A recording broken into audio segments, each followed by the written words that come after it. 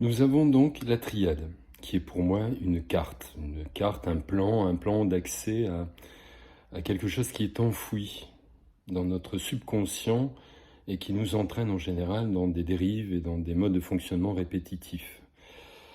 Euh, un autre élément essentiel qui est pour moi la mesure de notre dysfonctionnement, c'est le corps. Le corps est révélateur, un peu comme une balise sur une route qui permet, lorsque l'on en sort, de nous signifier que l'on est à côté de la plaque. Donc, lorsque quelqu'un vient me voir en me disant, par exemple, je suis dépressif, j'ai cette tendance souriante de lui dire, chouette, on va pouvoir commencer à travailler. Dans cette intention de provoquer chez lui une réaction qui est de ne pas dramatiser le fait que la dépression est présente. Ce que l'on voit souvent dans ce monde contemporain où la médecine traditionnelle a plutôt tendance à camoufler la dépression par des antidépresseurs, à surcharger les gens de médicaments pour l'éviter. Moi, j'ai plutôt cette tendance à prendre en considération la dépression comme étant un signe révélateur d'un dysfonctionnement dans notre manière d'aborder notre vie. À partir de là, il suffit simplement de prendre conscience de cette dérive, d'apporter un complément de choses dans notre vie qui permettrait de redresser la barre et bien sûr d'effacer progressivement l'ardoise de la dépression.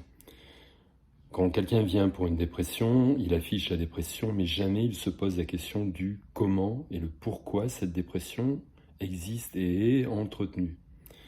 On se rend compte également que lorsque l'on est bourré d'antidépresseurs, que la dépression ne disparaît pas pour autant, bien au contraire.